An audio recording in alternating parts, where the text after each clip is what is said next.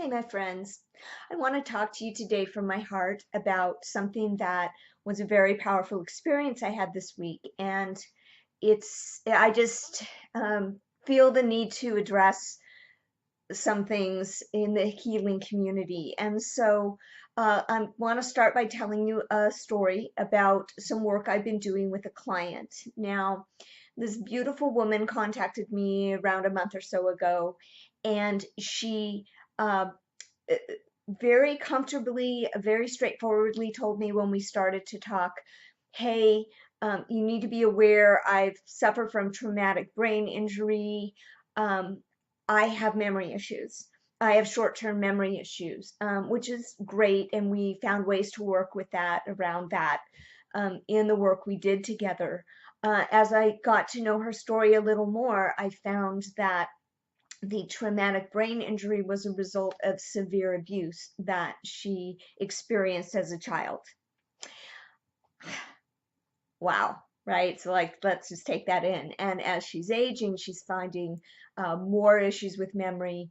She has back issues and some other physical issues as well. So, one of the things that struck me with this beautiful soul when she came to me is that there was just this absence of a victim energy with her. There was just a beautiful place of, I just want to work energetically to mitigate as much of what I'm experiencing physically as I can and really, come to resolution in my life. So it was beautiful. It was a beautiful space that she created, that we co-created together.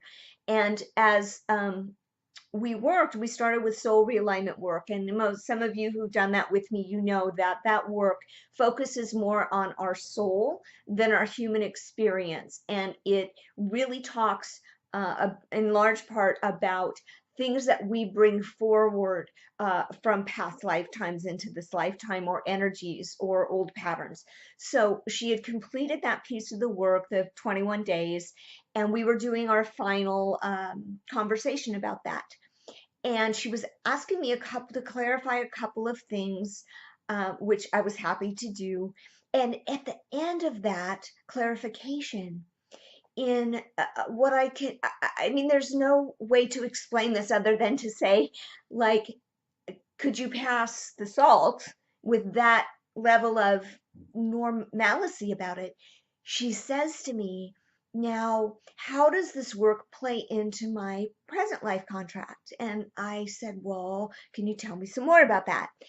And she said, well, the contract that I made with my parents before I was born to be abused and have this brain injury.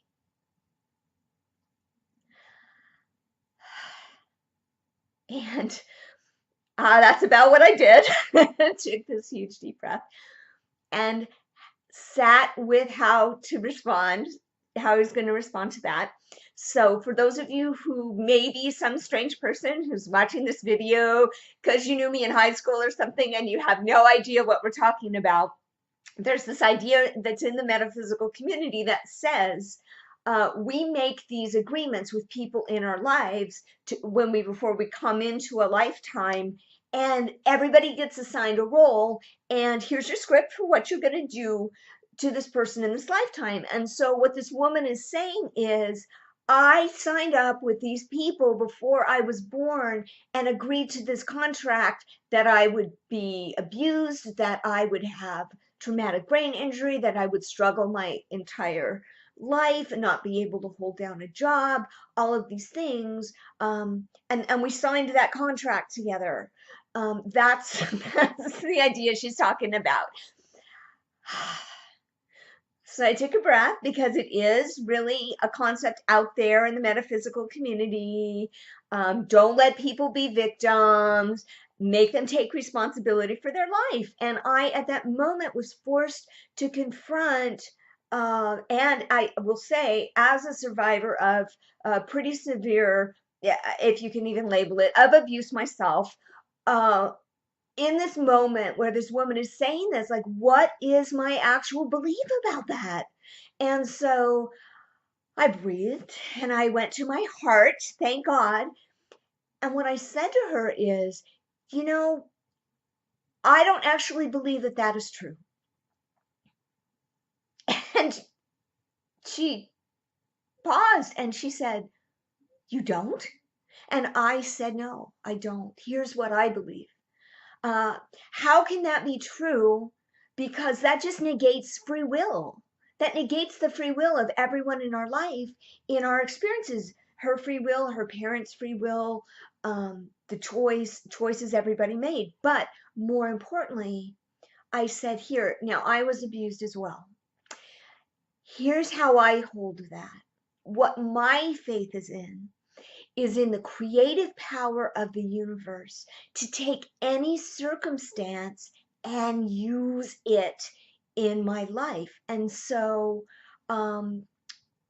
honestly, would I choose a different path than the path that I had, where I experienced abuse? I, had some very significant experiences early in my lifetime. It's like, no, honestly, it's brought me to where I am. It allows me to work with other people who have that same history or have any history of loss or feeling helpless and out of control, or many beautiful, beautiful things in my life that I have created out of, as Mama Gaia does, out of the garbage that we give, right? Like, that's what I mean by this creative energy of the universe, that whatever happens, there's this creative force that's going to find a way to use it to create beauty. But I would never, say that for anybody else. It's not my choice to say that to anybody else. So here's the thing, like, that was, we had a conversation. She's like, I've never heard that before. We continued, wrapped up our conversation. Later, I got this email, a beautiful email from her, and here's what she said, and I'm going to read it because I wrote it down. I wanted to be able to give you the power of her words. She said, after our talk, I went into meditation, and no one, this woman is over 50, no one has ever told me that the abuse was not my fault, not my choice. No healer, and she's been to plenty of healers and metaphysical people. No one has ever told me that. And what you told me resonated with me. And for the first time, I was able to let my feelings of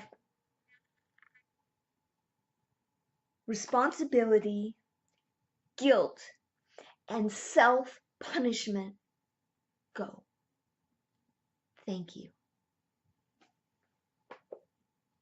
I'd like everyone to breathe and just take that in. I wondered, in the conversations I had had previously with this woman, why, how she had come to this place where she registered zero anger towards her abusers, towards the circumstances of her life. And if you hear what I just read to you, the answer is because she directed all that towards herself. Because she was told she was responsible for other people's choices and other people's actions towards her. And so, as a healing community, we denied her healing because of a spiritual idea that I want to talk about the basis for that.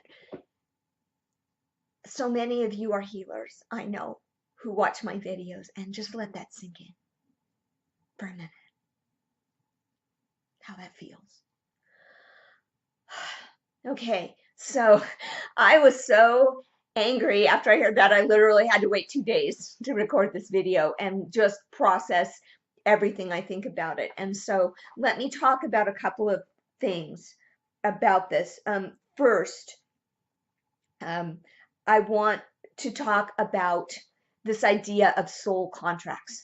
Okay, so to say that everything that happens in our life is the result of a soul contract takes away all of our free will, all of our choice and consequence. It actually even negates karma, right? What is the concept of karma? Choice and consequence. And we're going to unwrap that in a minute, but let's just start with this soul contract idea, right? So here's what I think is accurate to say. Somebody asked me, man, years and years ago, if I believed in destiny.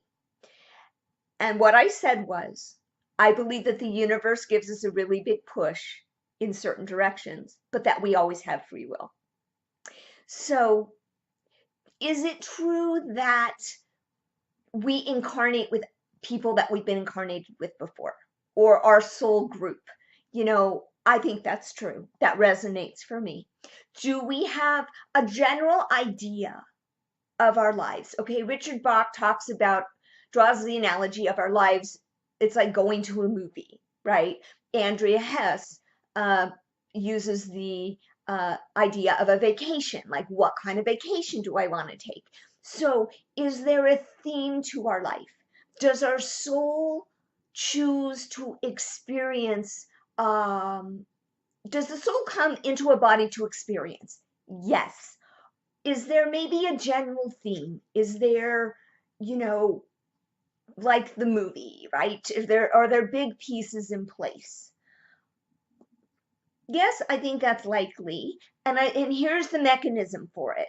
Okay, you have to understand that our soul continues from lifetime to lifetime, each lifetime being like a chapter, right? So how does the story make sense if you're reading a light romance novel in chapter 1, and when you turn the page to chapter 2, all of a sudden you're in a murder mystery, right? There's no continuity of experience. There's no, that just doesn't, that makes no sense, right? Because the soul is experiencing and is making choices and is having consequences with those choices. So the soul is at a certain vibrational place.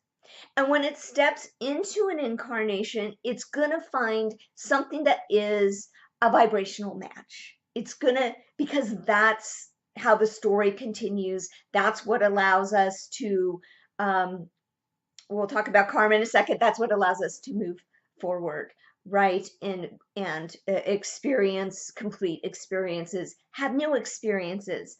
Okay, so is there a theme? Yes. Does that mean that nobody actually has choice? No, absolutely not. Immutable law of the universe, free will. Okay, so what's karma then? Let's talk about karma. So choice, we make choices. Those choices have consequences, okay? Whether we're talking this lifetime, other lifetimes, that's all karma is. It's choice and consequence. Now, here's what's fascinating as I started to really look at this, because, it's all kind of tied in with this idea of soul contracts. So choice and consequence, karma. Now, here's the thing. We place all of karma outside ourselves. It's really fascinating because we love to do that in Western culture. We love to make some other godlike experience responsible. Because why? Because then we're not.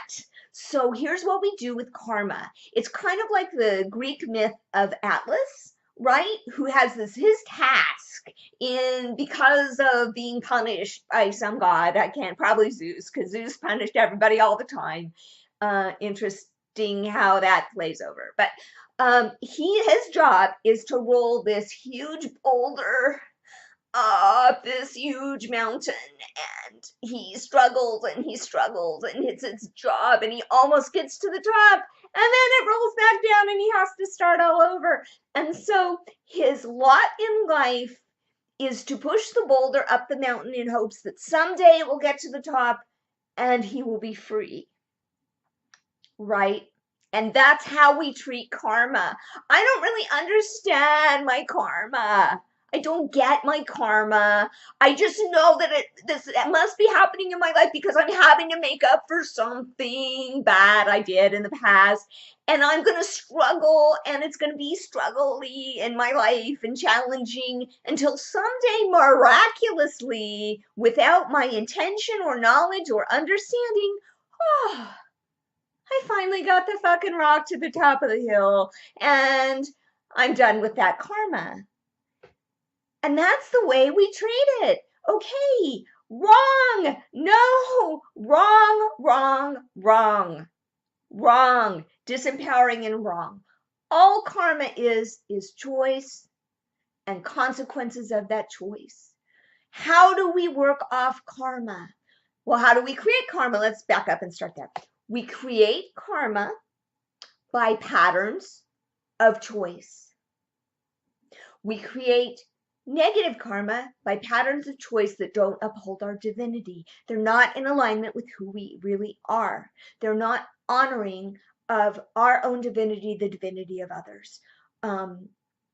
We make those choices. We make repetitive patterns of those choices. Those repetitive patterns become unconscious. They become just the way we operate. We don't even understand, that we're making those choices, continuing to make those choices because we just think that's the way life is. We continue negative pattern. Those actions have consequences, and we can do that lifetime after lifetime after lifetime. How do we break karma? It's not doing penance. It's not pushing the effing rock up the effing hill. It is that we bring consciousness, awareness to our patterns of choice, and we choose differently. We take different action. It's not at the level of emotion. It's not at the level of beliefs, although our beliefs are going to predetermine a lot of our actions. So I'm not saying that beliefs aren't important or emotions aren't important, but you break the chain of karma, which is just choice and consequence, by taking sustained different action that's in alignment to your truth. It's in alignment to your soul. It's in alignment to everybody's soul. Okay? That's the deal. That's the deal. That's karma. It's not that complicated. It's not penance. Okay? It's just the result of a pattern of choice, maybe from lifetimes, that maybe we're not conscious about. So let's get conscious. It's one of the reasons to get conscious. So we can be more careful and intentional about the actions that we are putting out in the world. Because here's the thing. Our actions impact other people. Our actions impact ourselves, others, and the energy field of everybody. We are responsible for what we put out. We are responsible for that. And that brings me to wanting to talk specifically to the healers. I've spent a lot of my life teaching different healing modalities. I've mentored healers. It's still a really important part of what I do. And here's the thing. We don't have enough of that. Because here's what has happened, and it's wrong. We take classes, and we learn a modality, and we call ourselves a healer, and we go out, and we start moving into very tender and precious aspects of people's lives. And we're not really trained a lot of times in how to do that.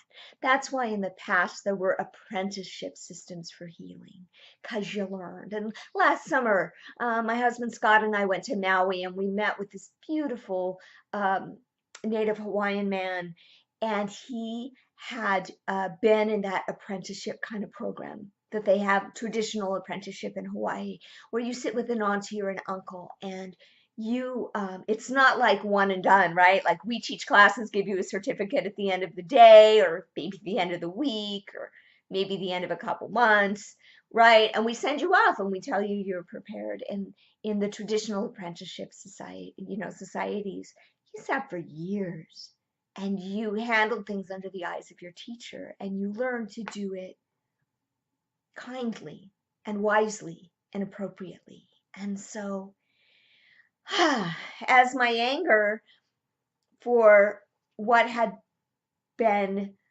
what I think was a not intentional, because you know I do know some people who are teachers who are gurus who really are kind of, I think, kind of consciously about control of other people, but most of the healing professionals that I know come from a very loving place. They are wanting to come from the heart. Okay, so I don't believe that what happened with this woman who was blamed inappropriately for other people's actions and took all this shame and anger and guilt and responsibility onto herself inappropriately for years and held it in her body because we told her she should for years. Okay, I don't think anybody intended that. Here's what I think. I think that as healers, this is exactly why it is so important to do our own work, so that somebody can sit in devastating pain and we can be open to it instead of afraid of it.